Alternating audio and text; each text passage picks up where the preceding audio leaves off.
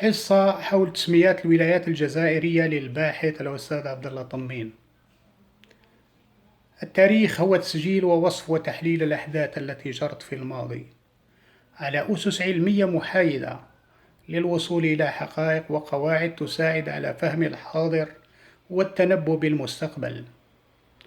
تاريخ الجزائر الزمني مرتبط بالموقع الجغرافي وبالعصور المتعاقبة وبحركات القبائل الرحل في الصحراء، فكل هذه العناصر لها بصماتها في التاريخ الجزائري وفي الحضارات القديمة التي تشكلت عبر كامل التراب الوطني اليوم. في هذه الحصة سأعرف بأصل ومعنى التسميات الحالية لجميع الولايات الجزائرية إليكمها. ولاية أضرار، لفظ فرنسي لكلمة أدغاغ الأمازيغية التي تعني الحجارة نسبة لقرية أدغا المتاخمة للمدينة. ولاية شلف نسبة لواد الشلف والكلمة فينيقية وتعني الخصوبة الزراعية. ولاية لغواط كلمة تعني البساتين. ولاية البواقي نسبة إلى أبناء الكاهنة الذين تركتهم في المكان. ولاية باتنا نسبة لمكان كان يبيتون فيه المسافرين وعابري السبيل. ولاية بجاية نسبة إلى قبيلة بقايت. ولاية بسكرة مشتقة من الكلمة الرومانية في سيرة التي تعني حلاوة التمر. ولاية بشار نسبة لمبشر السلطان التركي عبد الملك باكتشاف ينابيع مياه في المنطقة. ولاية البليدة تعني مدينة صغيرة في سهل متيجة الكبير. ولاية البويرة مشتقة من كلمة توبيرتس التي تعني قبلة عشاق الرياضة الجبلية ووجهة السياح. ولاية تمنغاست من كلمة تمنغاست التي هي اسم لنوع من الخفافيش التي تعيش هناك. ولاية تبسة ترجمة قديمة لكلمة بربرية قديمة تعني اللبوءة أي أنثى الأسد. ولاية لمسان أصلها تالا يمسان ومعناها المنبع الجاف. ولاية تيارت مشتقة من كلمة تهرت التي تعني باللغة البربرية اللبوءة. ولاية تيزيوزو وتعني هضبة الأزهار الصفراء. ولاية الجزائر سميت من طرف الأتراك نسبة إلى 4 جزر مطلة على مينائها. ولاية الجلفة تعني جفاف الأرض أي تشكيل قشرة يابسة في المكان بعد الجفاف.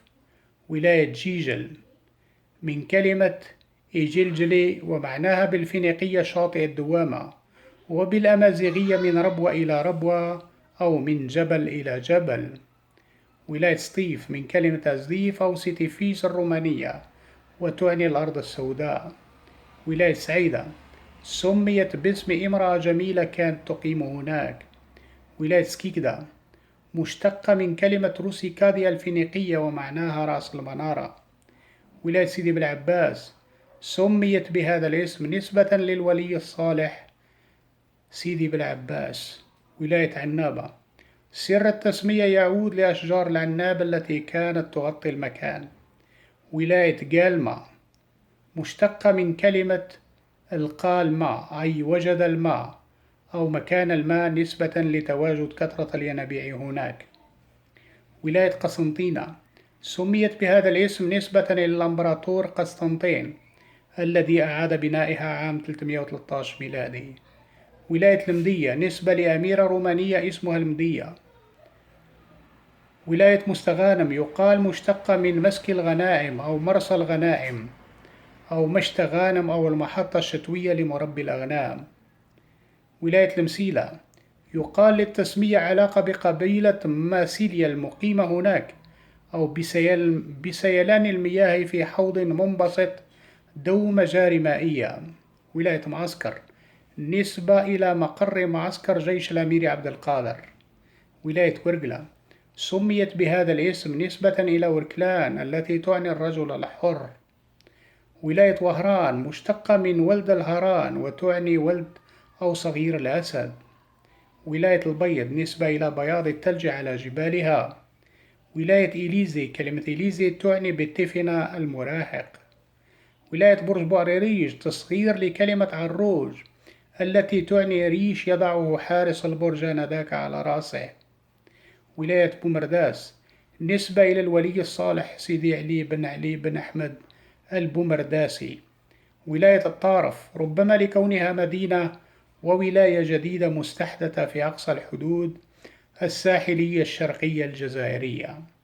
ولاية تندوف يرجع أصلها إلى كلمتين بربريتين تين ودوف معناهما العين الغزيرة المياه. ولاية تسمسيلة تسمية مركبة من كلمتين تيسم وسيلة وتعني غروب الشمس. ولاية الواد اختصار للتسمية القديمة وادي سوف التي تعني واد الرمال. ولاية خنشلة مشتقة من كلمة هنسلة التي هي اختصار لكلمة إسلام أو سلام في اللغات القديمة. ولاية سوق هراس نسبة إلى سوق الأسد لأن كلمة هراس تعني الأسد. ولاية تيبازا وتعني الممر باللغة الفينيقية. ولاية ميلا أصل الكلمة من ميلاب الأمازيغية التي تعني الألف ساقية أو الأرض المسقية. ولاية عين الدفلة نسبة إلى عين مياه جارية تحاط بها أشجار الدفلة. ولاية نعامة نسبة لطائر النعام في المنطقة. ولاية غرداية مشتقة من كلمة تغرديت التي تعني هضبة الوادي. ولاية عين تيموشنت وتعني عين الديبة. ولاية غليزان مشتقة من كلمة ولاية غليزان هي تسمية مركبة من كلمتين إغيل ويزان وتعني السهل المحترق.